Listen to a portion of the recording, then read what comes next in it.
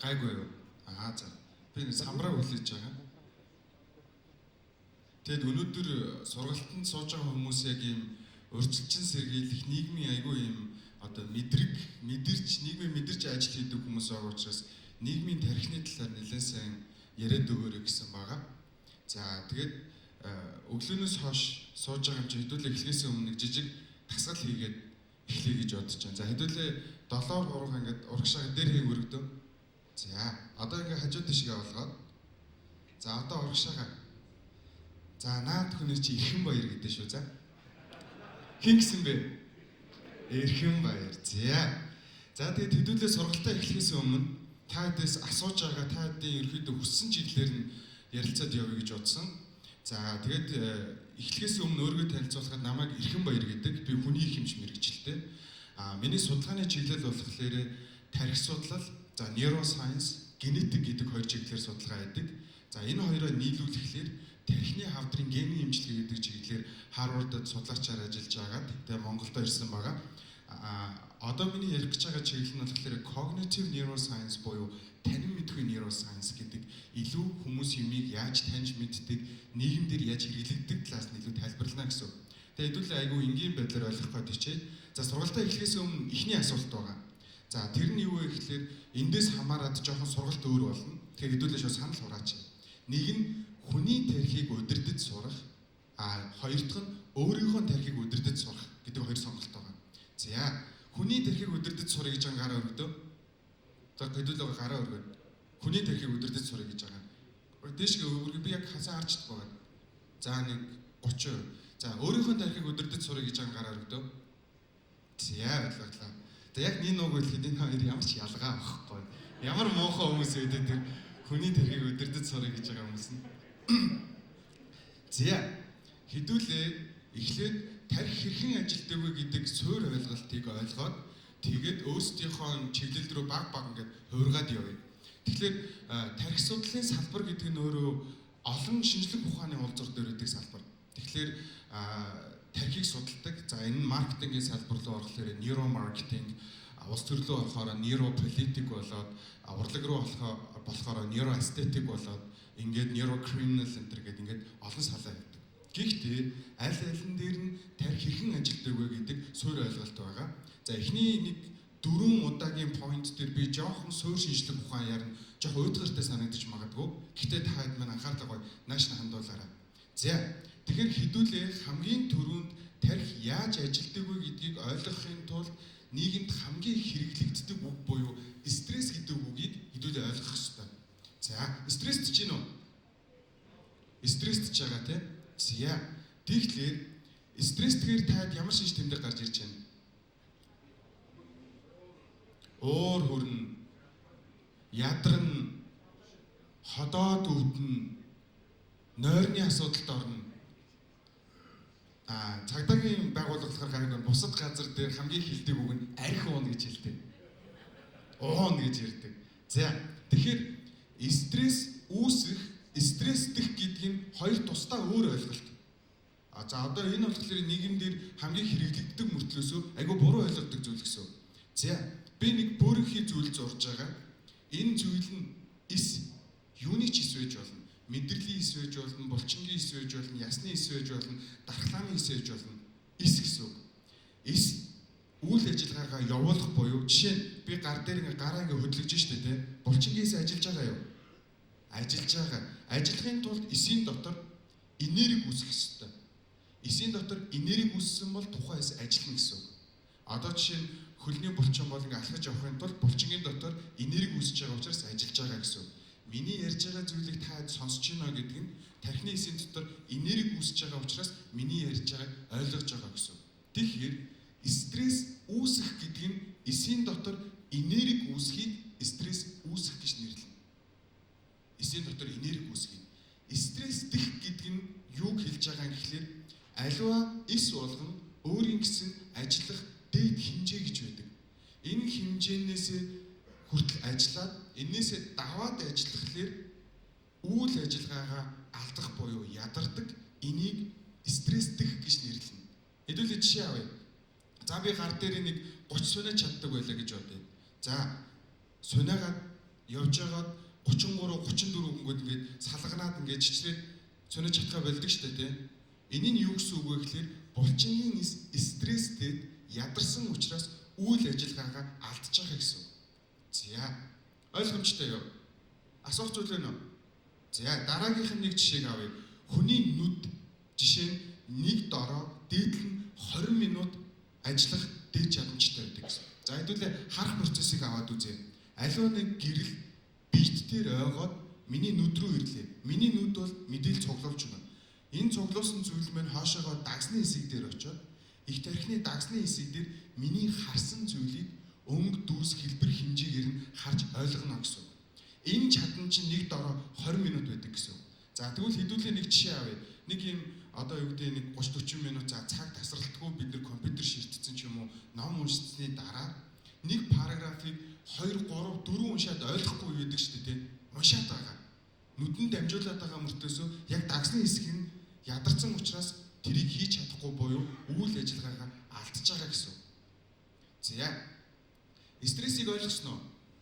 Ойлгосон. Стресстэх гэдгийг ойлгосноо? Ойлгосон. За одоо дараагийн асуудал нь юу вэ гэхээр бидний одоо ярилцах дараагийн асуудал бол шийдвэр гаргалт. Хүн шийдвэр гаргана. Тэгэхээр тархины хамгийн эцсийн бүтээл нь шийдвэр. Тэгэхээр би жишээ нь зүүн гараараа одоо чинь яаж хөдлөх үү гэдгийг хүртэл шийдэж байгаа. Одоо наашаа ирэхэд бол би лифтээр гарах уу, алхах уу, та хэд одоо цэг суух уу, жоох ингэж суух уу гэдэг бүх юма шийдэж байгаа гэсэн. Тэгэхээр философийн талаасаа бол тухайн хүний шийдвэр хэр зөв бай, тэр хүний амьдрал сайн байна гэсэн. За тэгвэл шийдвэр хэрхэн гардаг вэ гэдгийг хэдүүлээ 2 3 янзаар би тайлбарлая. За эхнийх нь болохоор энэ Нобелийн шагнал авсан нээлт тэр нь систем 1 систем 2 гэдэг хоёр төрлийн шийдвэр гаргалт гэсэн. За систем 1 гэдэг нь юу хэлж байгаа юм гэхлээр нийтдээ хүний амьдралын ойролцоогоор 90% хувийн шийдвэр гаргалтыг хийдэг илүү автоматжин чанартай гэсэн. Тархийг амраах зорилготой гэсэн. Тэгэхээр би одоо жишээ нь сандал дээр суухын тулд баруун хөлөө тэдэн сантиметр хажуу дэш нь болгоод 100 хөлөө тэдэн сантиметр тийм болгоод тийм хүчээр сууна гэж боддгоо. Шууд автоматар хийдэг шүү дээ. Энэ систем 1 гэж байгаа. Систем 2 гэдэг нь юу хэлж байгаа юм гэхэлэр нарийн нийлмэл зүйлийг бодох, ойлгох, шийдвэр гаргахын тулд ажилтг шийдвэр гаргалтыг систем 2 гин. Систем 1 заавал унтарч иж систем 2 ажилтгаа гэсэн. Ойлгосноо? За. Тэгэхээр одоо энэ дээр систем 1, систем 2 гэдгийг ойлгосноо?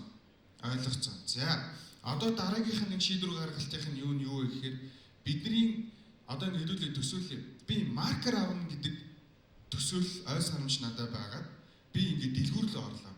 Орохдоо би яг ямар өнгийн маркер авна гэдгийг би сонгоогүй орсон гэсэн. Сонгоогүй. За тэгвэл орсон чинь надад хар болон цагаан өнгийн 2 маркер байлаа. Би алийг нь авах шийдвэрийг яаж гаргах вэ? Энд чинь юм болгоны ард яагаад гэдэг тайлбар байх ёстой шүү дээ. Тэгвэл энэ 2 өнгийг сонгохдоо миний ухаан орсноос хойш миний тархинд үүссэн ой санамж дотроос өнгөтэй холбоотой бүх ой санамжийг хэрэг хийсэж агаад цагаан өнгө нь илүү байх юм бол би цагаан өнгийг авдаг, хар өнгийг авах юм бол би хар өнгийг авна гэсэн. Ойлгомжтой юу? Тэгэхээр одоо энэ нөгөө уламжлалт маркетинг дээр ашиглагддаг арга багхгүй юу? За одоо хэдүүлээ нэг юм юу авъя? Жишээ авъя. Тэгэхээр би нэг өнгөний сонголт хийхийн тулд төрснөөсөө хойш авсан бүх энэ ой санамжийн дундаасаа хэрэгсдэг байх юм шүү дээ, тий. Энэ айгүйх ажил хийж штэ, тий. За тэгвэл хэрвээ тарих стрессцэн буюу ядарсан бол энэ их ажлыг хийх үү? Хийхгүй. Тэгэхээр энэ шинж тэмдэг бидний амьдралын аль үед хамгийн их одоо тохиолддог вэ гэхээр бид нар ажлын цайны цагаар ямар нэгэн ресторан юм уу эсвэл хоолны газар ороод олон сонголттой газар ингээд сонгохгүй сунгууд хоолоо сонгож чадахгүй хараа суучдаг шүү дээ, тий. Тэр нь юу гэсэн үг вэ гэхээр тарих ядарсан учраас шийдвэр гаргалтын алдагдлалд орж эхэлж байгаа гэсэн. Шийдвэр гаргахаа одоо алдагдлалд орно гэсэн. За одоо энийг ярьсныхаа түр хацаагаад нөгөө стрессийнхаа мэдээллийг хэдүүлээ дахиад баталгааж болно. Стрессээ яаж тайлж вэ?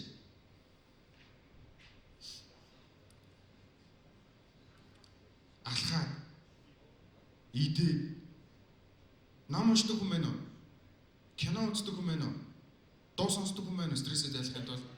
За одоо асуулт байна. Бас дахиад жишээ нь хүмүүс арх уудаг гэдэг.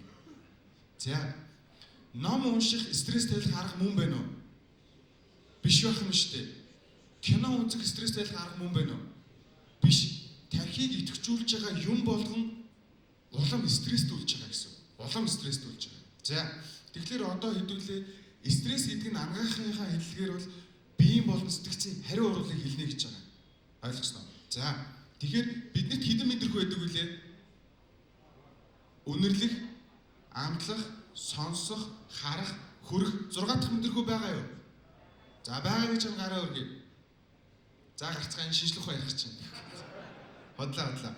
Бид нар 6 мэдрэхүй гэж байгаа ярьж байгаа ч гэсэн тархи судлалын шинжлэх ухаанд одоо 23 дахь мэдрэхүйг нэг гэж байгаа. За хамгийн сүүлд нь юу вэ гэхээр 22 дахь мэдрэхүй Эдвард Мозер гэдэг эрдэмтэн нээсэн. Тэр эрдэмтэн орон зай мэдрэхүйг нээсэн. Бид нар орон зайг яаж мэдэрдэм бэ гэдгийг нээсэн. Тэгээ энэ хүн 2018 онд Монголд хурж ирээд олон улсын хурлыг хийж би орчуулагчаар нь явж байсан байхгүй. 23 дахь мэдрэхүүдээр бид нар юугаар алцаад одоо л нээж чадах байгаа гэхээр цаг хугацааны мэдрэхүйг бид нар нээж чадахгүй. Тэгэхээр юм сонирхолтой юм болонгууд ингээд 2-3 цаг нэг 20 минут чиг өнгөрчөөд уйдгартай юм дээр нэг 2 минут нь бараг 20 минут чиг өнгөрөөд идэг штеп. Цаг хугацаа ингээд ядаргаатай байгаа. Дээрээс нь одоо нэг хайрцангуй онлоор масаа самаараа цаг хугацаа амгацаа гэдэг нэг амар төвөгтэй юм байгаа учраас нээж чадахгүй. Тэгэхээр дүгнэлт нь юу вэ гэхээр яг одоогийн шинжлэх ухаанд мэдрэгдэж байгаагаар 22 төрлийн зүйл бидний тархийг байнга идэвхжүүлж идэг гэсэн. Байнга идэвхжүүлж идэг. Тэгэхээр бид нар байнга ядарч идэг гэсэн үг байна. За тэгвэл шууд ойлголт нь стрессийг тэгвэл яаж тайлах ёстой юм болоо? Тархийг амраах ёстой. Тэгэхээр энэ бол стрессийн хамгийн чухал зүйлээ гэсэн. За одоо хэдүүлээ энэ дээрээс тулгуурлаад нэг жишээ авъя. Нэг жишээг авъя. За шийдвэр гаргахын тулд тархийг маш олон янзаар ангилдаг. Одоо нэг төрлийн ангиллал нь удирдах болдоггүй, удирдах болдог гэдэг хоёр төрлөөр ангилчихъя. За удирдах болдоггүй дээр нь бид нар юу гэдэг вэ гэхээр амьсгал, зүрх, судас, нойр, хоол, үлсэх чадхын төв байдаг гэсэн. Бид нар ерөөсөө удирдах чадахгүй. Биднийг амьд байлгах зорилготой гэсэн. За удирдах болдог хэсгийг нь их тархи гэж нэрлэдэг. Энд бид нэр шийдвэрийг гаргадаг гэсэн. Тэгэхээр авсан мэдээллүүд маань цугласаар байгаад духны хэсэг дээр хурж ирээд шийдвэр гаргадаг гэсэн. Энд ирж хамгийн эцсийн шийдвэр гаргадаг гэсэн үг байна шүү дээ. За тэгэхээр бидний гаднаас авсан мэдээллүүд нугасаар дамжаад эхлээд удирдах болдоггүй төв дээр ирдэг. За тэгэхээр бид нэр гоё үг сонсоод эсвэл гоё юм харах юм бол тэр нь ингээд харсан зүйл маань ингээд дагзаар дамжаад нугас руугаа очиод удирдах болдоггүй төв дээр хурж ирээд одоо энэ дээр гоё юм харсан бол аз жаргалын даавар ялгарна гэсэн. За муухай юм ярих юм бол нөгөө адреналин бусад даврууд нь ялгарх нь шүү дээ. Ингээд энд яадаг вэ гэхээр нугасаас ирсэн мэдээллүүд маань удирдах болдоггүй төв дээр даавар болоод нөгөө түүхий датагаа бүгдийн сайхан бэлдээд их тархилуу шийддэг гэсэн. Энэ шийдвэр гаргана. За одоо Монгол улсад асар их байдаг нэг жишээг авч үзье. Ялангуяа одоо чинь гэмт хэрэг их гардаг ч юм уу. Яагаад хүн ингээд ухамсаргүй үйлдэл хийснийхаа дараа боддсон бэ гэдэг механизм юм. За би өдөрт тасралтгүй 5 цаг дэлгэж ширтдэг. Тэр нь өглөө босоод уцаа ширтдэг, машин барьж байхдаа уцаа ширтдэг, ажил дээр очиод ингээд тархины нэг удаагийн ажиллах дэд хэмжээ нь хараан дээр хэдгээлээ 20 минут. 20 минутаас ихсэх юм бол яах вүлээ? Ядраад харсан зүйлээ ойлгож чадхаа болж эхэлнэ гэсэн. Тэгэхээр энд зөвхөн дагсны хэсэг ядрах уу? Үгүй. Дагцнаас авсан мэдээлэл маань дагсны хэсгээс урагшаага духны хэсэг хүртлээр тархины бүх бүтцийг дамжиж дуусаад энд хамгийн сүүл шийдвэр гаргадаг гэсэн. За одоо хэдүүл энэ дээр жишээ авъя. За би ингээд машин бариа явж исэн чинь хажуугаар нэг хүн орж ирээд намайг шахлаа. Бид ир хүн юм чи хажуугаас нь яг л буцаага шахна. Тэгэнгүүт цонхоо онгойлгонгуудаа над руу би чи алаа шүү. Гэт ингээд хэллээ ардаас нь мэн гэдэг. За энийг би сонслоо. Намайг нэгт гэлж хоёрт алаа шүү гэлцэн. Энэ нь ингээд нугасаар дамжиж хурж ирэнгүүтээ миний нөгөө удирдах болдоггүй төвдөр нөгөө адреналин буцлаад стон нэрэ чамайг ингээд хэлчлээ штэ гэд яг нөгөө оригинал түүхий дата их тархилуу шийдэг. За одоо энд шийдвэр гаргахтаа яах вэ гэхээр өмнө нөгөө нэг өнгөтэй холбоотой шийдвэр гаргахтаа яадаг гэлээ төрснөөсөө хойших ингээ өнгөтэй холбоотой дурсамжуудыг хийсэн гэсэн штэ. Одоо энд яах вэ гэхээр наацах нь би зодтолтол барах болов тий. Эсвэл ингээд санаандгүй зөгцсөн чинь ингээд нэг хятад бичлэг байдаг шүү дээ. Хоёр хүн муудаж байгаа нэг нь зөгцсөн чинь нөгөө газар дээр өгөхөд нэг нь шоронд орлоо морлоо гэж эсвэл цагдаагийн ерхий газраас явуулдаг нөгөө амар бичлэгүүд байдаг шүү дээ. Ингээд нэг юм харамсуулж өөлөөж мөөлүүлдэг нэг амар бичлэгүүд нь бодогдоод тэгээд ингээд ядчил муудалцчихсэн чинь ингээд бичлэгийг сошиал дээр тавьчих үедээ тэгээд зодоонтой холбоотой, машинтай холбоотой, барахгүйтэй холбоотой асар их ой санамжийн дундаар хисэж байгаа хамгийн сүүлд нь яах вэ? Шийдвэр гаргахтаа за зүгээр юу гэдэг шийдвэр гаргах юм шүү дээ. Хэрвээ миний тарих ядарсан байвал энэ их ажлыг хийх үү? Хийхгүй учраас яах вэ? Нөгөө түүхий татгаа шууд гаргаа шидчихдэг байхгүй. Тэгэхээр илүү амтналаг шин чанарт руугаа орж эхэлдэг гэсэн. Тэгэхээр одоо хүний тарихыг хэдэн төрлийн мэдрэхүү ядраадаг гэсэн. 22 төрлийн мэдрэхүү. Тэгвэл би тасралтгүй 4-5 цаг уц үтцсэн бол миний шийдвэр зөв байх магадлал асар муу болно. Тасралтгүй би дуу чимээ сонссон бол энэ яах вэ? Ялгаа байхгүй гэсэн. Тэгэхээр одоо нэг эсрэг үнцэг. Та хэдийн цуг ажилтдаг хүн чинь зүгээр заавал хариулахгүй байж болно. Зүгээр дотроо бодорой заяа. Гин гинэт нэг яатсын гимээр аашин сонирн болцсон нэг хүн байдгүй та дайжууд учрыг нь олохгүй яагаад ч мэдгүй. Тэ нэг дэмэгээр ихэлсэн албанд шалтай хүмүүстэй гинт орж ирээд аашилж maaшлаад тэр хүн угийн муухай аштай гэсэн юм байна уу? Тэр хүн угийн муухай аштай гэсэн юм байна уу? Үгүй байна. За тэгэхээр за одоо хэдүүлээ ингээ сонсох харах механизмыг сонсъё. За хэдүүлээ сонсохыг төсөөлье заяа. Миний гарсан ингээ амнаас гарч байгаа аваа, за одоо диффузероос гарч байгаа аваа агаарын юм хөдөлгөөн болоод тэгэнгүүт ингээ бидний чихний дэлбээ тэрийг цуглуулж өгнө. Цуглуулангууд тэр нь ингээ чихний нөх рүү оронгууд энэ ингээ нүхний ингээ чихний нөх байгаа шүү дээ. Энэ дотор ийм намрын очоор игддэг хөхгүй. Энэ нь ингээ гаднаас орж ирсэн долгионыг дотгошоо чиглэлтэй хөдөлгөөнөөр ингээ очоод хингэргийг хөдөлгөнө. Хингэрэг хөдөлгөнгөө цааш нь алхтаж дөрөв гээд 3 ийм жижигхэн яс хөдлөөр тэр нь дун гэдэг бүтц дээр очиж нэг юм жижигхэн нүхийг очиж ингээ зохиод тэгэнгүүт тэрэн дотор байгаа шингэн цалгаад тэр цалгисан шингэн нь мэдрэлийн импульс болоод чамархан хэсэг дээр ирээд тэн дээрээс бидний сонссон зүйлийг эсгэлээд үсэг өгүүлбэр болгоод тэр өгүүлбэртэй холбоотой мэдээллийг тарих хайгаад буцаагаад хариулахын тулд нөгөө хариулах үгнүүдээ бодоод тэгээд миний хэвлийн булчинг агшаагаад өрцгийг дээш нь болгоод агаар гарч ихе оцод миний төвөнхийг миний амны хайрцаг хөлийг хөдөлгөөд үг болгоод амар ажил хийж байгаа үстэй. За тэгвэл энэ их ажлыг хийхгүй тулд би ямар хамгаалах механизм авах вэ? Хүн надтай юм ярихгүй байх нөхцөлийг бүрдүүлнэ гэсэн. Эхнийх нь ганцаараа байх. Өөрийгөө тусгаарлах. Хоёр дахь нь өстой ёрын аштай болох. Юм яриач нэмэрхүү. Холхон байна ч муухай аштай. Тэгэхээр энэ угаасаа муухай аштай хүн гэсэн үг байна уу? Үгүй, тарих нь яатсан байна уу? Ядарсан хүн байна шүү дээ. Тэгэхээр нийгэмдэр байгаа одоо нэг сүүлийн үеийн хэдэн судалгаанууд байгаа. Тэрний юу вэ гэхээр яг Улаанбаатарт байгаа хүмүүсийн шийдвэр гаргалт бол одоо яста авах юмгүй байна. Ерөөсөө за энэ дээр жишээ нь сүүлийн нэг юм судалгаа байгаа. Энд жинзий байна уу? За зэд үеийнхэн гараа өргөе. Та хэд өөрсдийгөө бусдаас өөр гэж бодож байна уу? Бусдаас гений хувьд өөр гэж бодож байна уу? Үгүй байхгүй юу? За одоо би та хэд дайн зарлнаа. Сая судалгаа гарсан. Хүний хөгжлийн ингээд судалгаанууд өгдөг байхгүй юу? Тэрэн дээрээс юу гэж гарсан бэ гэхээр хүний хөгжлийн сүүлийн 300 жилийн хугацаанд эцэг эхээсээ IQ-гийн хувьд муу үе түүхэндээ анх удаа гарч ирсэн. Энэ ямар үе вэ? Жинзи үе. За яагаад жинзи түүхэндээ ингээд IQ-гийн хувьд муу болчихвоо? Аав ээж нь муу ген удамшилсан уу? Үгүй. Яагаад тэгэхээр дэлгэцийн хамааралтай үе ирж байгаа. Тэгэхээр бид нэр ингээд нэг дор 20 минут одоо хэдүүлээ ингээд нейромаркетинг талаас нь авч үзье. Бид нэр маркетинг одоо чинь 3 секунд хамгийн чухал, эхний 4 секунд чухал энэ гэж ярьдаг шүү дээ. Яг үндэ тарих судал дээр 1 секунд чухал. Яадаг вэ гэхээр 1 секундыг хуугаад үзэх юм бол эхний 300 дахь миллисекунд хүртэл тухайн зүйлд анхаарал нь татагдаад 300-аас 700 дахь миллисекунд хүртэл тухайн зүйлийг ойлгоод 700-аас 1 секунд хүртэлх хугацаанд тухайн зүйлд итгэсэн байдаг. Энэ үедээ бид нэр тархины 8 бүтцийг дамжаад өнгөрцөн байдаг. За одоо хэдүүлээ төсөөлье заяа. Би утсан дээрээ одоо ингээд рил бичлэг, богино бичлэгүүд гүйлгэж байгаа гэж бодъё. Би ингээд гүйлгээд өнгөрөе. Энэ зүгээр л гүгээд өнгөрцөн үү?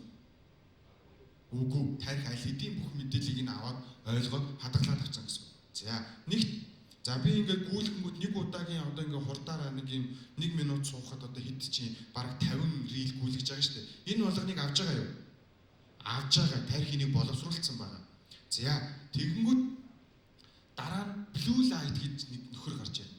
Тэрний юу вэ гэхээр бидний нүдний харах чадамж буюу харааны одоо чадамжийн хэмжээ нь хамгийн богино одоо ийм хэмжээтэй байдаг хамгийн өндөр энерги агуулсан гэрлийн спектр хэлж байгаа. Энийний байгалийн их сурвалж нь нар химилийн үсвэр нь дэлгэцэн. Тэгэхээр энэ blue light яадаг вэ гэхээр нэгт бидний мелатонин буюу нойрны даврыг ялгаруулна, одоо ялгалтыг бууруулна. Хоёрт бидний нүдийг асар хүчтэй ачааллуулдаг байхгүй. Асар хүчтэй ачааллуулдаг. Тэгэхээр за би нөгөө мэдээлэл боловсруулахдаа амар их ингээд энэ тарих ажиллацсан. Нөгөө blue light-а боловсруулахдаа ажиллаж байна. Дээрээс нь бидний нүдний харааны өнцөг 180 градус байдаг. Тэгээ би энэ үнэлгээ харж байгаа ч гэсэндээ тэнд байгаа зүйлийг миний тарих харж байгаа. Зүгээр л анхаарал төвлөрөл нь эндээ байгаа. Гэтэ би боловсруулсан байдаг гэсэн. Тэгэхээр ийм их хэмжээний дэлгэцийн ачаалттай байгаа үед хүмүүсийн шийдвэр гаргал эрүүл байна гэдг нь өөрөө нийгмийн сэтгэл зүйн хувьд асар том асуудал болж эхэлнэ гэсэн үг. Энэ өөрөө донтолт гэсэн үг байхгүй.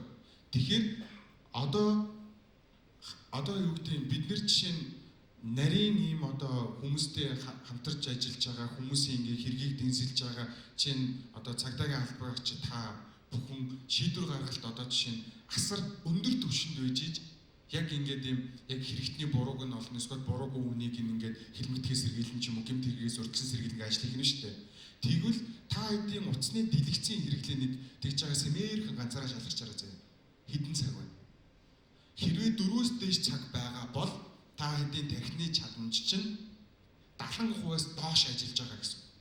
Нэгсэндээ та хэд угаасаа ийм хүмүүс биш гэсэн. Зүгээр ийм болоод байгаа гэсэн. Тэгэхээр жинзигийн хувьд яасан бах нь дэлгэцийн хамаарлаас болоод тухайн хүүхдийн тархи нь өсөж хөгжихдөө биш дэлгэцээс авсан мэдээллийг боловсруулахдаа хамаг энерги зарцуулсан гэсэн үг байхгүй. За энэ хүртэл ярьсан юм ойлгоогүй юм байна уу? Ойлгомжтой юу? За 3 дахь үе. 3 дахь үе нь юу вэ гэхээр энэ амар шашинлаг асуулт. Бидний тархийг юу удирддаг вэ? Бидний тархийг за би нөгөө чанга хэлэхгүй бол жоохон чих хатуу нөгөө багада тамирчин байсан. Тэгээ манай багш нөгөө чих рүү халагдсаар байгаа жоохон дүлий болцсон. Юу гэж бодож энэ л байгаа чөлөөтэй. Ой санамж. За өөр. Гэтэ жоохон бодвол юм одоо тэгс шууд хэлчихлээ. Бидний тархийг ой санамж удирддаг. Өөр юу ч биш. За бидний тархийг удирдах байгаа ой санамжийг хоёр ангилна. Нэгт яг одоо байгаа намайг миний хэлэх гэж байгаа зүйлийг миний өнгөрсөн, сурсан, харсан, мэдсэн, уншсан, судалсан зүйлүүд удирдах байгаа. Энийг миний өнгөрсөн дүүсээ ой санамж гэж нэрлэв. Би эндээс гараад юу хийх, нөгөөдөр юу хийх, 7 хоногийн дараа юу хийх, магадгүй 50 жилийн дараа юу хийх гэдгийг миний ирээдүйд хиймлэр үүсгэж байгаа санамж удирддаг. Энийг бид нэр одоо юу гэдэг энгийн хэрэглээндээ хэлэхдээ зорилго эсвэл мөрөөдөл гэж нэрлэдэг. За тэгвэл энэ олон ой санамжууд байгаа шүү дээ. Ой санамж удирддаг гэдэг нь хэлжлээ шүү дээ, тий. Тэгвэл төрснөөс хойш миний тархинд хэдэн тэрбум ой санамж байгаа шүү дээ. Тэгвэл яг аль нь удирдах юм? Яг аль нь удирдах юм? Асуудал гарч ирж шүү дээ. Хамгийн хүчтэй нь удирдана. За өдөр од байдгүй. Тэг яга харагддаггүй юм. Нарны гэрэл байгаа учраас харагддаггүй яг адилхан. Тэгэхээр байгаль дээр хүчтэй нь хүчгүйгээ дийлдэг шиг хүний тархинд хүчтэй үстэй ой санамжид сул хүчтэй ой санамжаа дарангуйлчдаг. Бид нар нэг их юмыг мартдаггүй гэсэн. За тэгвэл ой санамж гэж тэгвэл юу юм? Юу ой санамж гэдэг асуулт гарч ирж штэ тий. Тэгвэл нэг мэдрэлийн нөгөө мэдрэлийн стэйгээ шинээр холбоо үүсгэхийг бид нэр ой санамж гэж нэрлэнэ. Тэгэхээр миний ярьж байгаа юмн дундаас хэрвээ шинэ зүйл та хэдийн тархинд шинэ мэдээлэл орж ирсэн бол шинээр ой санамжууд ингээд мэдрэлийн хэсүүд хоорондоо холбогдож байгаа. Энд юу үүсэж байгаа? Ой санамж үүсэж байгаа гэсэн. Тэгэхээр ой санамж нь нэг мэдрэлээс нөгөө мэдрэлээс рүүгээ цахилгаан дамжуулахыг хэлнэ гэсэн. Тэгэхээр нэг гэсэндээ мэдрэлийн эсийн үндсэн үүрэг нь мэдээллийг хүлээж аваад боловсруулаад дамжуулах гэдэг 3 үүрэгтэй. Ойлгосноо? За тэгвэл одоо хэдүүлэн дээр нэг жишээ авъя. Ойрд жоохон мартамхай болоод байгаа юм байна уу? Гараа өргөе. За наа чи настай холбоотой юм шиг байна. Харж ирсэн. За ой санамж гэдэг нь юу хэлсэн бэ? Нэг мэдрэлийн хоорондоо холбоог үүсгээд нэг мэдрэлийн рүүгээ мэдээлэл дамжуулахыг ой санамж гэсэн тэ. Тэгвэл тухайн ой санамжийг агуулж байгаа эс нь ядарчвал яах вэ? Нөгөө мэдээлэлээс нь дамжуулж чадах уу? Чадахгүй. Тэгэхээр энэ нь бидэнд ямар мэдрэмжийг өгөх вэ? Мартамхай болоод байгаа юм шиг мэдрэмжийг өгдөг гэсэн. Хүний тэрхүү шүү дээ, тэ. Яг ийм критик гэж шууд ой санамжийг устгадаг нэг уюуд үйдэг. Энийг панчаан болгоо ярьчаа заяа. За тэр нь юу вэ гэхээр зорилготой хүрсэн ой санамжийг тарих устгадаг. За одоо хэдүүлээ энийг нэг ийм сургалт муралд орж байгаа юм чинь нэг жишээгээр тайлбарлачих. Ухаарлын 7 хоног гэж мэдэх үү? Байсан уу? Байсан. За ухаарлын 7 хоног гэдэг нь юу вэ? Шалгалтын өмнөх 7 хоногийг хэлнэ. За шалгалтын өмнөх 7 хоногт би асар ихээр тархиа ачаалуулах чинь шүү дээ, тэ. Зорилго нь юу юм? Шалгалтандаа тэнцэх. 7 хоног би ингээд тэрэн зориулаад асар хүчтэй ажиллалаа. Ажилласан. Шалгалтандаа тэнцсэн үү? Тэнцсэн. За зарим азгүй унам тэ. За тэнцээд гарч ирээд миний тарих ажилласныхаа дараа заавал дүгнэлт хийдэг. Ажилласныхаа дараа заавал яах гэж ажилласан юм? Шалгалтанд тэнцэх гэж тэнцсэн үү?